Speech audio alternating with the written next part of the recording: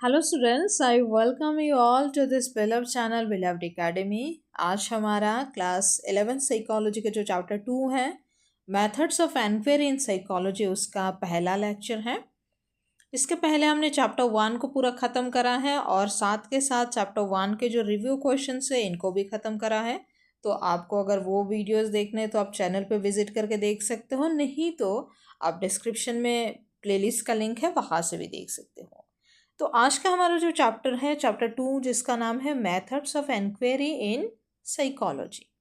अब साइकोलॉजी जबकि एक साइंस है तो इसमें बहुत सारे एक्सपेरिमेंट्स किए जाते हैं, क्योंकि साइंस का मतलब है जो कि डेटा पर एक्सपेरिमेंट के बाद जो कंक्लूजन निकलता है उस पर विश्वास करना। और उसको मतलब एक्सपेरिमेंट को करने के लिए बहुत सारे हमें टूल्स चाहिए होते, बहुत सारे ऐसे मेथड्स चाहिए होते जिनके थ्रू हम उन डेटा को एनक्वायरी करते हैं और बाद में जाकर एक कंक्लूजन पे पहुंचते हैं।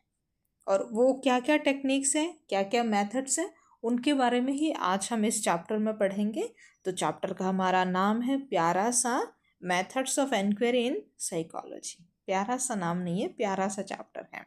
ओके, तो पहले मैं आपको बता दूं कि ये जो नोट्स है आपके प्योरली एनसीईआरटी बेस्ड है। तो आप अगर इसका पीडीएफ अवेल करना चाहते हो तो नीचे डिस्क्रिप्शन में हमारे व्हाट्सएप चैनल का लिंक है, उसको ज्वाइन करो। नहीं तो आप मेरे साथ साथ अपने एनसीईआरटी में मार्किंग भी कर लोगे तब भी चल जाएगा। ओके, तो थोड़ा सा इंट्रो देख लेते फिर हम चलेंगे चैप्टर में। So, psychologists use variety of research methods because questions about human behavior are numerous and all of them cannot be studied by a single method.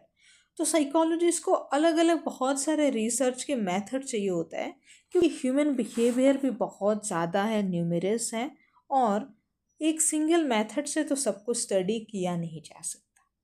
अब वो क्या क्या मेथड्स है? मेथड सच एज ऑब्जर्वेशन, और एक काट दिया इसको, methods such as observation, experimental, correlational research, surveys, psychological testing, and case study are more frequently used to study the problems of psychology. तो जो methods हम बोल रहे थे वो methods में क्या क्या है? मेथड्स में सबसे पहला हमारा ऑब्जर्वेशन है, एक्सपेरिमेंटल मेथड्स है, फिर कोरिलेशनल रिसर्च है, सर्वे है, साइकोलॉजिकल टेस्टिंग है, केस स्टडीज़ को स्टडी करना है, बहुत सारी है। So this chapter will familiarize you with the goals of psychological inquiry, the nature of information or data that we collect in psychological studies, the diverse range of methodological devices available for the study of psychology, and some important issues related to psychological studies. तो इस chapter में हम क्या क्या पढ़ेंगे? सबसे पहले हम पढ़ेंगे कि ये जो साइकोलॉजिकल इंक्वायरी है इसका गोल क्या है, टारगेट क्या है, फिर इनके नेचर्स क्या है, इनके बारे में और भी बहुत सारे इन्फॉर्मेशन देखेंगे, और फिर क्या क्या मेथोडोलॉजिकल डिवाइसेस अवेलेबल हैं या फिर क्या क्या मेथड्स यूज़ किया जाता है, वो सब कुछ हम इसमें पढ़ेंगे। ओके, तो शुरू करते हैं हम अपना पहला टॉपिक, जिसका नाम है गोल्स ऑफ साइकोलॉजिकल एनक्वायरी। ये जो साइकोलॉजिकल एनक्वायरी है किस लिए? ह्यूमन बिहेवियर को स्टडी करने के लिए। ह्यूमन बिहेवियर को स्टडी करने के लिए हम न्यूमरस तरीके की इंक्वायरी करते हैं। तो उनका गोल क्या है? तो हमने पढ़ा कि ह्यूमन बिहेवियर को स्टडी करने के लिए, तो इसको और ज़्यादा डिटेल में पढ़ेंगे। Okay, so psychological inquiry has the following goals. ये नीचे जो दिए गए हैं ये गोल्स हैं। सबसे पहला है जो भी मतलब इशू है, प्रॉब्लम है, उसको डिस्क्राइब करना, उसको डिस्क्रिप्शन देना, प्रेडिक्शन करना, एक्सप्लेनेशन देना, and control of behaviour and application of knowledge. तो कोई भी प्रॉब्लम हो, कोई भी हाइपोथेसिस हो, एग्जिस्टिंग प्रॉब्लम हो, उसको डिस्क्राइब करना, उसके बाद आगे क्या हो सकता है उसको प्रेडिक्ट करना, देन एक्सप्लेन करना चीज़ों को, फिर जो भी हो रहा है बिहेवियर उसको कंट्रोल करना, और बाद में उस नॉलेज को यूज़ करके नॉलेज को अप्लाई करना और आगे यूज़ करना, मतलब उसका एप्लीकेशन। ओके, तो सबसे पहले हम डिस्क्रिप्शन देखते हैं। डिस्क्रिप्शन का मतलब क्या है? Attempt to describe a behaviour और a phenomenon as accurately as possible. तो डिस्क्रिप्शन में क्या करते हैं? हम अटेम्प्ट लेते हैं किसी भी फिनोमिना को या फिर किसी भी बिहेवियर को। फिनोमिना यानी इंसिडेंट या इवेंट। तो जो भी इवेंट हो रहा है, जो भी इंसिडेंट है, या फिर कोई पर्टिकुलर अगर बिहेवियर है, उसको जितना एक्यूरेटली हो सके हम डिस्क्राइब करने की कोशिश करते हैं। Okay, So the description requires recording of a particular behavior which helps in its proper understanding. तो डिस्क्रिप्शन में हमें क्या चाहिए होता है, उस प्रॉपर जो पर्टिकुलर वीडियो, सॉरी वीडियो नहीं, जो बिहेवियर हो रहा है उस वीडियो का प्रॉपर रिकॉर्ड रखना हमारे पास ज़रूरी होता है, ताकि हम बहुत अच्छे से प्रॉपर अंडरस्टैंडिंग ले पाए उसका। ओके, फिर है प्रेडिक्शन। क्या है अभी? So prediction, if you are able to understand and describe the behaviour accurately, you come to know the relationship of a particular behavior with other types of behavior, events और phenomena। तो जब आप किसी behaviour को बहुत अच्छे से समझते हो, एक्यूरेटली समझते हो, तब उसका किसी दूसरे कोई भी बिहेवियर है या फिर किसी भी तरीके के इवेंट्स हो, फेनोमेना हो, उसके साथ इसका क्या रिश्ता हो सकता है, क्या रिलेशन है, वो आपको समझ आएगा। ओके, यानी मानो कोई अगर बहुत मतलब ऐसे गुस्सा कर रहा है, ये नॉर्मली एक बिहेवियर मान लेते हैं, एंगर इश्यूज है किसी में, तो उसके पीछे क्या वजह है, क्या इवेंट्स है जिस वजह से उस इंसान को गुस्सा आया, या फिर वहाँ पे क्या इंसिडेंट हुआ जिस वजह से इस इंसान को गुस्सा आया, वो प्रेडिक्ट करते हैं हम। या फिर मतलब प्रेडिक्ट नहीं, डिस्क्राइब करते हैं। या फिर अगर हमें पता चल गया कि इसके गुस्से का वजह क्या है, तब आगे हम ध्यान रखेंगे कि ऐसी इंसिडेंट ना ही हो जिससे कि इस इंसान को गुस्सा आए। Okay, so prediction becomes more accurate with the increase number of persons observe. तो जितने ज़्यादा लोगों को देखा जाएगा उतना ज़्यादा प्रेडिक्शन क्या होगा, एक्यूरेट होगा। ओके, मतलब जितने ज़्यादा सब्जेक्ट्स होंगे, जितना ज़्यादा या फिर जितना अच्छे से हम उसको पढ़ेंगे, उसके बाद नॉलेज लेंगे, उतना एक्यूरेट हमारा प्रेडिक्शन होगा। ओके, नेक्स्ट है एक्सप्लेनेशन। तो explanation, psychologist are primarily interested in knowing the factors that make behavior occur. Also, what are the conditions under which a particular behavior does not occur? ये थोड़ा नीचे आ गया। तो psychologist का जो मेन इंटरेस्ट होता है वो ये जानना या फिर ये डिस्क्राइब करना होता है कि क्यों कोई बिहेवियर हुआ है, या फिर कौन से कंडीशन पे वो पर्टिकुलर बिहेवियर हो सकता है या फिर नहीं हो सकता है।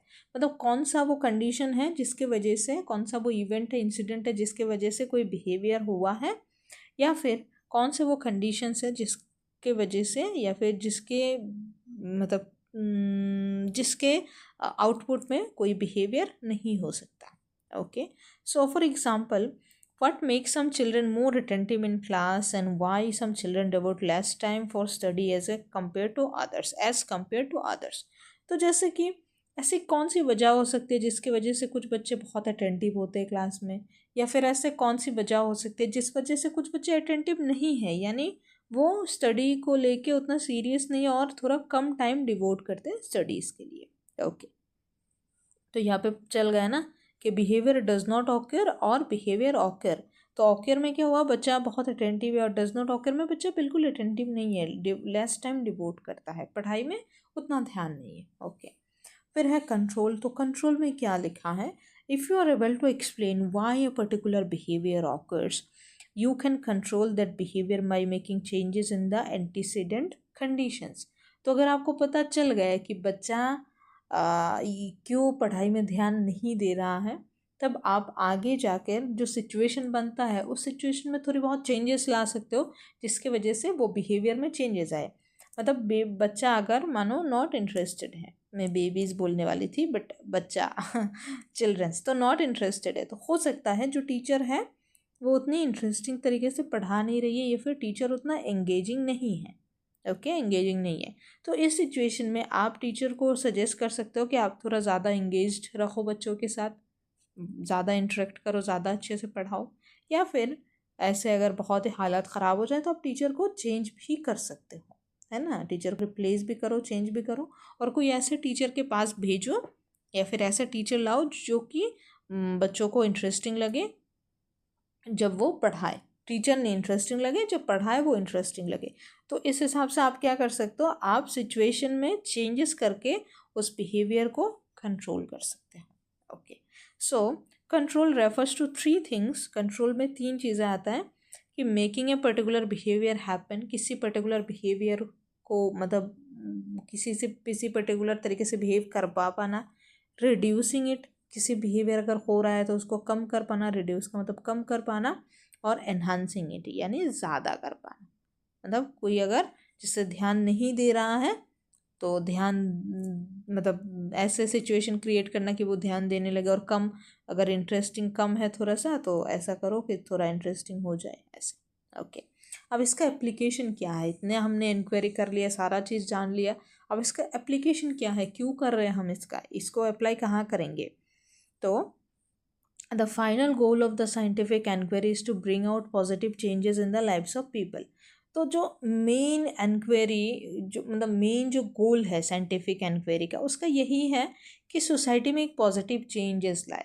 जैसे कि अगर कुछ बिहेवियर हो रहा है और उसका हमने रीज़न पता लगा लिया, कुछ मानो रॉन्ग बिहेवियर, गलत बिहेवियर हो रहा है और उसका हमने पता लगा लिया, रीज़न पता चल गया हमें, तब हम उस रीज़न को रिड्यूस करके उनके बिहेवियर में चेंज करके उनको रॉन्ग से हम एक राइट बिहेवियर पे ला सकते हैं, है ना?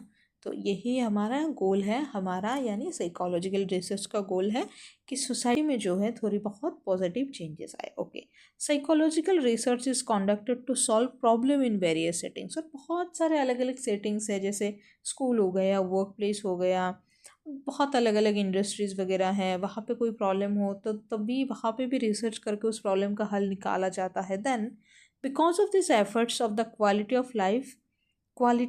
of quality of life of people is a major concern of psychologist. और साइकोलॉजी में इतना बिहेवियर को ध्यान इसलिए दिया जाता है, लोगों के बिहेवियर को स्टडी करना, इम्प्रूव करना, क्योंकि लोगों की लाइफ की क्वालिटी को इम्प्रूव करना ही साइकोलॉजिस्ट का एक मेजर कंसर्न है, एक बहुत ही इम्पोर्टेंट मुद्दा है। सो scientific enquiry is also conducted to develop new theories or construct which leads to further research।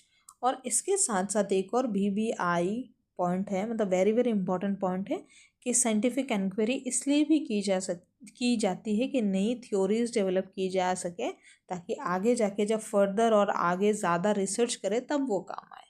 Okay, तो I hope I am very clear. अब आप लोगों ने समझ लिया कि गोल्स क्या है, ये जो हमने देखा कि साइंटिफिक एनक्वायरी हमारा हो रहा है, इनका गोल्स क्या है। ओके, क्या गोल है हमने समझ लिया। और अब हम देखते हैं कि स्टेप्स क्या है। ये जो साइंटिफिक रिसर्च है ना, इसमें तो स्टेप चाहिए ना, ऐसे तो नहीं होगा कि ऐसे टेढ़े मेढ़े ऐसे करके कैसे भी रिसर्च नहीं होगा। रिसर्च को एक स्टेप से चलना पड़ेगा, पहले ये फिर ये फिर ये, ऐसे। तो वो क्या क्या है हम वो देख लेते हैं। Okay,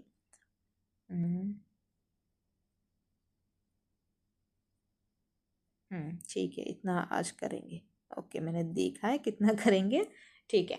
so steps in conducting scientific research, क्या क्या स्टेप्स है, थोड़ा जूम करते हैं, थोड़ा बड़ा होगा तो सही लगेगा। Okay, so the scientific methods attempt to study a particular event और phenomenon in an objective, systematic and testable manner.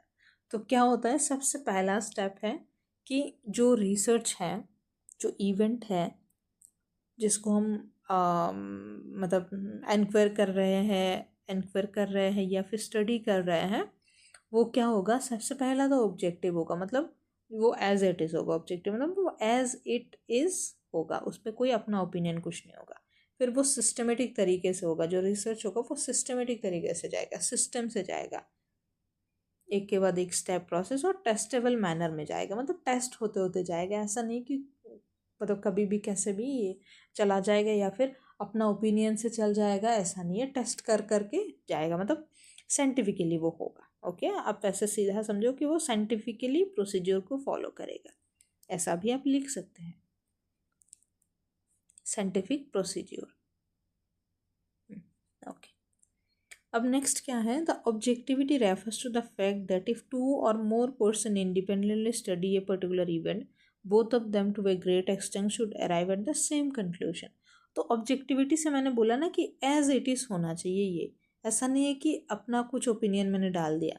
तो इसलिए क्या जाता है कि कहा गया है कि इसका ऑब्जेक्टिव ऐसा होगा कि जब अगर दो भी बंदा एक चीज़ को स्टडी कर रहा है ना, तो उनका जो कंक्लूशन है वो ऑलमोस्ट सेम होना चाहिए, both of them to a great extent. मतलब ग्रेट एक्सटेंट मतलब मानो 100 में से 80 80+% जो कंक्लूजन होगा उनका सेम होना चाहिए। Okay, so scientific research follow systematic procedure to और स्टेप्स ऑफ इन्वेस्टिगेशन, और इसमें सिस्टमेटिक प्रोसीड्यूर होता है, जैसे सिस्टमेटिक बोला ना, सिस्टम से चलेगा और कुछ स्टेप्स के थ्रू चलेगा। मैंने बोला ना कि एक के बाद एक स्टेप आएगा, ऐसा नहीं कि कुछ भी बीच में डाल दोगे।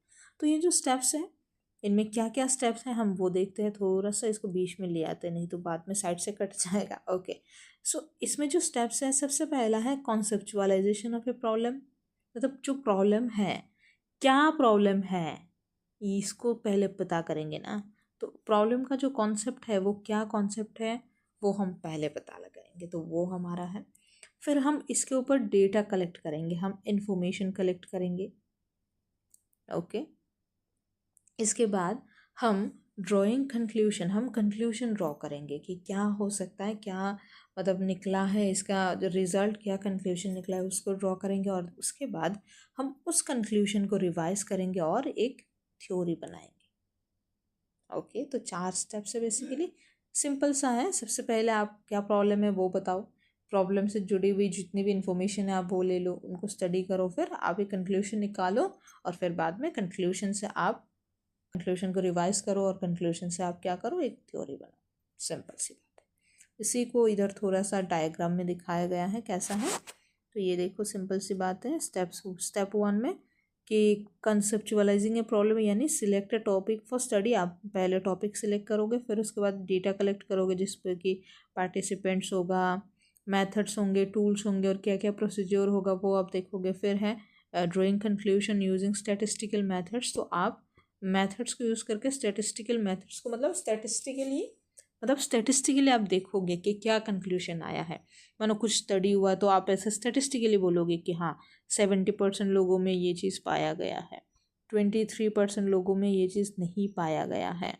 ओके, और बाकी बीच के जो 7 हैं वो हो सकता है इधर के भी है और उधर के भी है, थोड़ा सा इनमें ट्रेट है, थोड़ा सा नहीं है। ओके, जैसे मानो आपने एक स्टडी करा कि किन किन, मतलब सोना किन को पसंद है, तो 70% लोग होंगे जिनको सोना बहुत पसंद है, जिनमें मैं भी आऊँगी। फिर 23% है जिनको नहीं नहीं उतना सोना वोना उतना नहीं पसंद, वो थोड़े वो खौलिक है, काम वाम करते हैं। और 7% लोग ऐसे हैं जो हाँ थोड़ा सोना भी चाहते हैं, काम भी करना चाहते हैं, ऐसे हैं। बस एक एग्जाम्पल है मजाक के लिए, ऐसा कुछ है नहीं। ओके, फिर है आप क्या करोगे लास्ट में, आप रिवाइज करोगे, रिस्टेटिंग एग्जिस्टिंग हाइपोथेसिस, फॉर्मुलेटिंग रिवाइज्ड और ए न्यू थ्योरी, थ्योरी नहीं थ्योरी। ओके, सो आप जो भी एग्जिस्टिंग चीज़ें हैं, जो भी थ्योरी है, हाइपोथेसिस है, उसको स्टडी करोगे और एक नया थ्योरी आप फॉर्मुलेट करोगे। ओके, मुझे लगता है ऐसे ना, मतलब थोड़ा बहुत बात, मतलब पढ़ाई के बीच में थोड़ा मजाक वजाक करते हो तो थोड़ा मूड हल्का हो जाता है।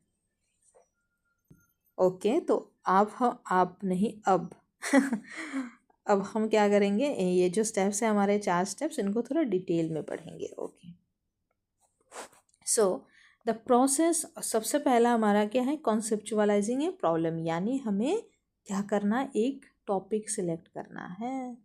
ओके, तो the process of scientific research begins, इसको ना थोड़ा पतला करते अब सही रहेगा। begins when a researcher selects a theme or topic for study। तो सबसे रिसर्च कैसे शुरू होता है, जब कोई रिसर्चर कोई टॉपिक सिलेक्ट करता है पढ़ाई करने के लिए या फिर स्टडी करने के लिए, रिसर्च करने के लिए। Then narrows down the focus and develop specific research question और प्रॉब्लम्स फॉर द स्टडी। तो पहले मानो हमने टॉपिक सिलेक्ट कर लिया, सिंपल सी बात है, टॉपिक हमने सिलेक्ट कर दिया, उसके बाद और हम नीचे नैरो डाउन करके हम क्या करेंगे, कुछ चंद सवाल को ढूंढेंगे जो कि हम इस टॉपिक के अराउंड रिसर्च करेंगे। मतलब ऐसा नहीं है कि एक कोई टॉपिक ले लिया तो उस पर पूरा रिसर्च करेंगे, उस टॉपिक को पहले सिलेक्ट करेंगे। सिलेक्ट के बाद हम एक्चुअली ना क्या होता है कि बहुत ज़्यादा बात करो ना तो ऐसे थोड़ा बहुत हो जाता है, और ऊपर से मैं बंगाली हूँ तो हिंदी में कभी कभार मैं थोड़ी बहुत अटक जाती हूँ अचानक से, मतलब अनइंटेंशनली, सबकॉन्शियसली, तो मतलब बंगाली ही दिमाग में चलता रहता है ना, तो वैसे। तो सबसे पहले क्या करते हैं, हम एक टॉपिक चूज़ करते हैं, ये मानो एक टॉपिक हो गया, फिर उस को ऐसे डिवाइड कर करके इसके अंदर अलग अलग क्वेश्चंस देखते हैं और फिर वहाँ से एक कोई क्वेश्चन उठाते हैं जिनको कि हम अभी स्टडी करेंगे। ऐसे ही शुरू होता है research. Okay, so this is done on the basis of review of past research, observation and personal experience. और ये होता है कि पास्ट में क्या क्या रिसर्च किया गया है, इसके ऊपर क्या हम थोड़ा बहुत ऐड कर सकते हैं, क्या ऐसा देखते हैं, या फिर अपना ऑब्जर्वेशन कि चलो ये टॉपिक मुझे दिख रहा है सही है, इस पर कर सकते हैं रिसर्च, या फिर अपना पर्सनल एक्सपीरियंस के बेसिस पे, पर्सनल इंटरेस्ट के बेसिस पे भी रिसर्चर जो है वो रिसर्च करते हैं। और ये जो प्रॉब्लम्स है ये कैसे रिलेट हो सकते हैं? प्रॉब्लम्स जो है वो रिलेटेड हो सकते हैं कि अंडरस्टैंडिंग आवर ओन बिहेवियर। कई बार हम अपने खुद के बिहेवियर को समझना चाहते हैं तो स्टडी करते हैं। Understanding other individuals behaviour, group influences on individual behaviour, then group behaviour. तो ग्रुप का क्या इन्फ्लुएंस है किसी इंडिविजुअल के बिहेवियर पर, जिसको कि हम पीयर प्रेशर के नाम से जानते हैं, है ना। पीयर प्रेशर के, आप लोगों ने वैसे पीयर प्रेशर में तो साइकोलॉजी नहीं लिया ना, नहीं लेना चाहिए, बहुत ही प्यारा सा सब्जेक्ट है। आप एक्टिवली इसको चूज़ करो और बाद में ग्रुप में क्या बिहेवियर है वो सब भी हम कुछ देखते हैं। ओके, फिर हमें एक प्यारा सा नोट दिया है जिस पर कहा है after identification of the problem. जैसे हमने ये टॉपिक से, हमने बॉक्स से एक प्रॉब्लम हमने उठा लिया, तो इसके बाद क्या होगा, the researcher proceeds by developing a tentative answer of the problem which is called hypothesis। तो ये बहुत इंपॉर्टेंट है hypothesis। तो जब हमने रिसर्च कर लिया ना, सॉरी रिसर्च नहीं कर लिया, हमने टॉपिक डिसाइड कर लिया, एक टॉपिक डिसाइड कर लिया और टॉपिक से हमने एक क्वेश्चन डिसाइड कर लिया, तब जब हम रिसर्च शुरू करते हैं, जब हम प्रोसीड करते हैं, तब क्या करते हैं, अपने मन में या फिर कहीं पे हम एक टेंटेटिव आंसर, मतलब एक प्रोबेबल एक आंसर, हम उस जो प्रॉब्लम का सॉल्यूशन एक हम में से वो क्या करते हैं, मतलब डेवलप करते हैं, और उसको हम कहते हैं हाइपोथेसिस। तो हाइपोथेसिस क्या है? हाइपोथेसिस है रिसर्च करने से पहले जो रिसर्च प्रॉब्लम है उसका एक टेंटेटिव सॉल्यूशन निकालने को हम कहते हैं हाइपोथेसिस। ओके, समझ आया होगा, बहुत इंपॉर्टेंट है, ध्यान रखो, नोट करो। फिर हमारा दूसरा स्टेप क्या था? Data collection. अब डेटा कलेक्शन में भी बहुत बातें हैं। So data collection requires developing a research design और blueprint of the entire study. अब डेटा को कलेक्ट करना है तो उसको, उसमें जो पूरा रिसर्च का है एक रिसर्च का एक डिज़ाइन करना पड़ेगा या फिर एक ब्लूप्रिंट करना पड़ेगा। कि मानो कैसे होगा कि जैसे मुझे मानो, जैसे मैंने वो स्लीप वाली एग्जांपल दी पहले ना, तो स्लीप के ऊपर अगर वो करना है कि कौन कौन लोगों को सोना पसंद है, तो इस पर मुझे क्या करना होगा, एक ब्लूप्रिंट लेना होगा कि हम किन किन लोगों को पूछेंगे ये सवाल, कहाँ कहाँ पूछेंगे, किस फॉर्मेट में हम आंसर लेंगे, उन फॉर्मेट को हम किस मतलब कौन से मेथड्स के थ्रू, कौन से स्टेटिस्टिकल डेटा के थ्रू या फिर कौन से स्टेटिस्टिकल मेथड्स लगा के हम उनका आंसर निकालेंगे। तो ऐसे ऐसी चीज़ें हैं। तो ये क्या हुआ, एक के बाद एक प्रोसेस है। मतलब ब्लूप्रिंट का मतलब क्या है कि हमने पूरा नक्शा बना लिया कि हम हमारा जो एक रिसर्च नामक बिल्डिंग है उसको कैसे बनाना है, वही है। Okay, so it requires taking decisions about the 4 aspects. तो 4 एस्पेक्ट्स है जिनके बारे में डिसीजन लेना होता है अगर हमें रिसर्च का ब्लूप्रिंट है। तो सबसे पहला, पार्टिसिपेंट कौन होगा स्टडी में, कौन से मेथड्स के थ्रू हम डेटा कलेक्ट करेंगे, कौन से टूल्स होगा, और बाद में वो जो डेटा कलेक्शन का प्रोसेस क्या होगा, हम इंटरव्यू के थ्रू लेंगे, क्या हम इंटरव्यू के थ्रू लेंगे या फिर सर्वे करेंगे, या फिर हम उनको एक क्वेश्चनर दे देंगे, वो फिलअप कर देंगे, ऐसे ऐसे क्या चीज़ें होगा। So depending upon the nature of the study, the researcher has to decide who would be the participant और इन्फॉर्मेंट्स इन द स्टडी। जैसे कि मतलब जो भी हमारा स्टडी का नेचर है, जो भी प्रॉब्लम होगा उसके ऊपर बेस करके हम ये डिसाइड करेंगे कि उसमें पार्टिसिपेट कौन करेगा। क्या चिल्ड्रन करेंगे, क्या एडोल्सेंट बच्चे करेंगे, क्या कॉलेज स्टूडेंट्स करेंगे, क्या टीचर्स करेंगे, मैनेजर्स करेंगे, क्लिनिकल पेशेंट्स करेंगे, इंडस्ट्रियल वर्कर्स करेंगे, एट्सेट्रा एट्सेट्रा एट्सेट्रा। लोग कौन करेगा पार्टिसिपेट, हम वो डिसाइड करते हैं हमारा प्रॉब्लम क्या है। जैसे कोई कॉरपोरेट वगैरह का है तो हम सोचेंगे मैनेजर करेंगे, अगर कोई स्कूल रिलेटेड है तो हम सोचेंगे टीचर्स करेंगे, चिल्ड्रंस करेंगे, एडोल्सेंट जो बच्चे हैं स्कूल में वो करेंगे। तो ये सारी बातें हैं। So the second decision is related to the use of methods of data collection. हम कौन सा मैथड यूज़ करेंगे, क्या हम ऑब्जर्वेशन मेथड यूज़ करेंगे, एक्सपेरिमेंटल यूज़ करेंगे, कोरिलेशनल मेथड यूज़ करेंगे, केस स्टडी यूज़ करेंगे, या फिर कुछ और। द रिसर्चर, उसके बाद the researcher needs to decide about the appropriate tools. अब टूल कौन सा होगा डेटा कलेक्शन के लिए?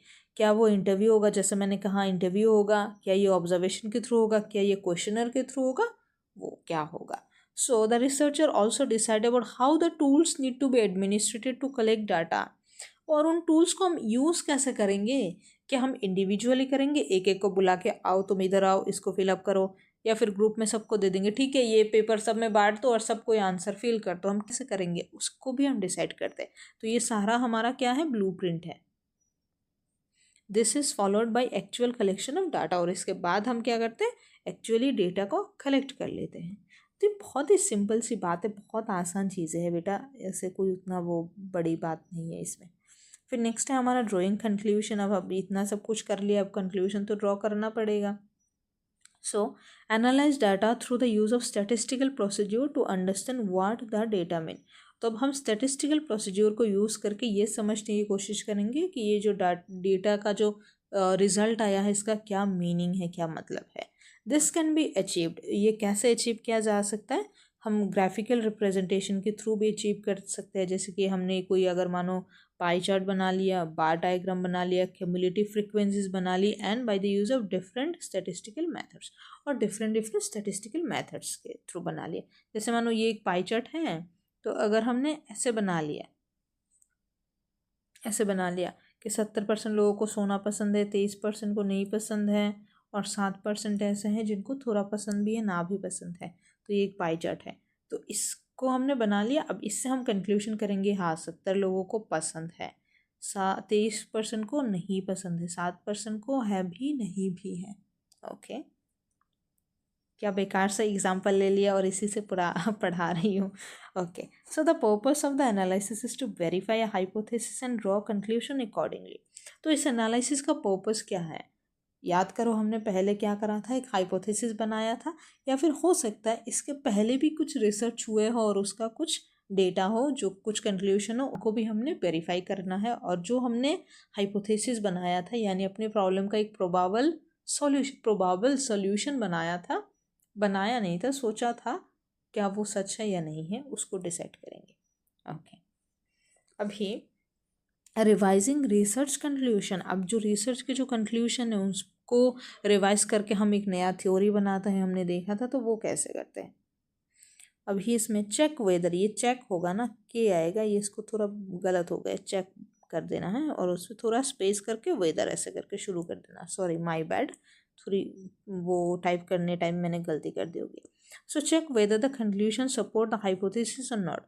तो अभी आपको चेक करना होगा जो हमने पहले हाइपोथेसिस बनाया था इसके साथ जो कंक्लूजन निकला है वो मैच करता है या नहीं मैच करता है, हमें वो देखना है। सो इफ़ नॉट, अगर नहीं करता है तब क्या होगा, शी और he will so if not, she or he will revise or state an alternative hypothesis या फिर theory, and again test is based on new data and draw conclusion which may be verified by the future researcher. तो अगर नहीं match करता है तो एक दूसरा हाइपोथेसिस बनाना पड़ेगा, नए तरीके से डेटा और कलेक्ट करना पड़ेगा, फिर मतलब फिर से सारा कुछ करना पड़ेगा। इसलिए जो कि बाद में फ्यूचर के जो रिसर्चर होंगे वो फिर बाद में करेंगे इस चीज़ को, मतलब प्रोसेस को कंटिन्यू करेंगे और वो कंक्लूड करेंगे कि सही है या नहीं है। ओके, सो इसीलिए हम कहते हैं कि रिसर्च जो है कंटिन्यूअस प्रोसेस है। तो अगर आपको ऐसे सवाल डाल दिए एग्जाम में, डाल दिया क्या होता, आ गया why research is a continuous process, तो आप बोलोगे कि अगर रिसर्च का जो कंक्लूशन है वो हाइपोथेसिस से मैच नहीं करता है तब हमें क्या करना होता है, नया हाइपोथेसिस बनाना होता है, उसको फिर से हमें डेटा कलेक्ट करना होता है, फिर से कंक्लूशन निकालना होता है। तो इसीलिए ये कंटिन्यूअसली चलता रहता है, लूप है ये एक। तो इसलिए रिसर्च क्या है, लूप की तरह चलता है, कंटिन्यूअस प्रोसेस है। समझ आ गए होगा। बहुत अच्छे से हमने कंप्लीट करा है जो पहला हमारा इम्पोर्टेंट टॉपिक है। अब देखते हैं नीचे क्या है। नेचर ऑफ साइकोलॉजिकल डेटा को हम थोड़ा बाद में देखते हैं, अब हम इस टॉपिक को देखते हैं, अल्टरनेटिव पैराडिग्म्स ऑफ रिसर्च। ओके, तो पैराडिम्स का मतलब होता है कि कोई भी एक एग्जाम्पल या फिर पैटर्न, मतलब ए टाइपिकल एग्जाम्पल और pattern of something, A pattern और मॉडल। तो रिसर्च का एक अल्टरनेटिव जो पैटर्न है या फिर एक एक अल्टरनेटिव आप सोचो ऐसा कि एक एग्जाम्पल या फिर मॉडल दिखाया जा रहा है, तो वो क्या है। तो इसमें क्या है, मतलब जो रिसर्च हमने प्रोसेस देखा है ना, उसका एक मॉडल ऐसे दिखाया जा रहा है कि कैसे क्या होता है, चीज़ें ऐसे ही है, यही है, कुछ उतना खास नहीं है चीज़ें। So psychologist suggest that human behaviour can and should be studied following the methods adopted by science like physics, chemistry and biology. तो साइकोलॉजिस्ट ये कहते हैं कि ह्यूमन बिहेवियर भी ठीक उसी तरह स्टडी किया जाएगा जिस तरीके से साइंस किया जाता है, या फिर साइंस ने जैसे जैसे मेथड्स अपना के अपने जो साइंस की जो पार्ट है, जैसे फिजिक्स हो गया, केमिस्ट्री हो गया, बायो हो गया, उनको स्टडी करते हैं, वैसे ही साइकोलॉजी को भी करना चाहिए। क्योंकि human behaviour is predictable, caused by internal and external forces and can be observe, measured and controlled. तो क्योंकि क्यों बोला गया है, क्योंकि ह्यूमन बिहेवियर जो है वो प्रेडिक्ट किया जा सकता है, और ये जो है इंटरनल और एक्सटर्नल दोनों फोर्सेस से बिहेवियर कॉज होता है। मतलब लोग जो बिहेवियर करते हैं, ज़रूरी नहीं है कि इसका जो स्टिमुलस है, जो फोर्स है, वो सिर्फ एक्सटर्नल हो, वो इंटरनल भी हो सकता है। हम अंदर से क्या फील कर रहे हो तो उसके बेसिस पे भी हम बिहेव करते हैं। And can be observed, measured and controlled. Okay, the discipline of psychology for larger part of the 20th century restricted itself to the study of overt behavior, the behavior that could be observed and measured. It did not focus on personal feelings, experiences, meaning, etc. तो मतलब 20th century का एक major part ऐसा था psychology का, जब psychologist ने सिर्फ और सिर्फ जो ओवर्ट बिहेवियर है, यानी जो बिहेवियर देखा जा सकता है, बाहर से मेजर किया जा सकता है, उस पर ही स्टडी करा उन्होंने। जो पर्सनली जो फीलिंग्स है, यानी जो इंटरनल फोर्सेस है, उनको उन्होंने उतना ध्यान नहीं दिया, एक्सपीरियंसेस, मीनिंग को ध्यान नहीं दिया। But in the recent years a different methods known as interpretive has emerged which emphasizes understanding over explanation and prediction। तो लेकिन ये तो बात हो गई 20th सेंचुरी की बात। 20th सेंचुरीज के बाद अभी रिसेंट जो अभी टाइम चल रहा है, इस पर एक नया मेथड आया जिसको हम कहते हैं इंटरप्रेटिव मेथड। और ये मेथड ना फीलिंग्स को या फिर जो बिहेवियर है उनको समझने पर ध्यान देता है, ज़्यादा उसको देख कर ही एक्सप्लेन कर देना या फिर प्रेडिक्ट कर देने से। ओके, और ये जो व्यू पॉइंट है, emphasizes the importance of how human beings give meaning to events and actions, interpret them as they occur in a particular context। तो ये जो व्यू पॉइंट है, ये जो इंटरप्रेटिव जो व्यू पॉइंट है, इससे क्या होता है, ये उस चीज़ों को इम्पोर्टेंस देता है जिससे कि ह्यूमन बींग्स किसी भी इवेंट्स को या फिर एक्शन को एक मीनिंग दे पाए। मतलब जैसे मैंने कुछ कर दिया, कोई एक्शन मैंने कर दिया, या फिर कोई इंसिडेंट है जो मैंने घटा दिया, ऐसे कोई घटना घट गई, या फिर कोई एक्शन मैंने कर दिया, तो इसके पीछे कोई मीनिंग होगा ना, कोई कारण होगा, कोई पर्सनल रीज़न होगा, तो उस पर ध्यान देता है ये जो इंटरप्रेटिव मेथड है वो। और the psychological enquiry does aim at, अब जो साइकोलॉजिकल एनक्वायरी है इस तरीके का, ये किस पर ध्यान देता है, the psychological enquiry does aim at understanding the self by reflecting on one's own experience and insights. और ये अपने खुद के जो एक्सपीरियंस है उस पर बेस्ड करके जो सेल्फ है, यानी जो खुद है, खुद को समझने की कोशिश करता है। यानी सिर्फ और सिर्फ ऐसा नहीं है कि मैंने ऑब्जर्व करा और फिर मैंने कोई प्रेडिक्शन बना दी, कोई कंक्लूजन बना दी, ऐसा नहीं है। आराम से खुद के एक्सपीरियंस को देखकर, उसके इंसाइट्स को जानने की बाद ही हम कोई कंक्लूजन पे निकलते हैं, और इसी तरीके से हम खुद को समझते हैं। So that is it. अगर आपको इनका PDF चाहिए जो नोट्स है हमें हमारा, तो PDF के लिए आपको करना होगा, नीचे डिस्क्रिप्शन में दिया है व्हाट्सएप चैनल, उसको ज्वाइन। और अगर आपको मेरे साथ सोशल मीडिया के थ्रू जुड़ना है तो मेरा इंस्टा ID है प्रियशी सूत्रधर, साथ में बिलव्ड एकेडमी भी लिखा होगा, तो आप मुझे आराम से ढूंढ सकते हो। सो इसी तरह से आप अगर चाहते हो तो मेरे साथ सोशली टच में हो सकते हो। नहीं तो वैसे मैंने आपका चैप्टर तो 1 तो मैंने ख़त्म कर दिया है, साथ के साथ मैंने रिव्यू क्वेश्चंस भी कर दिया है।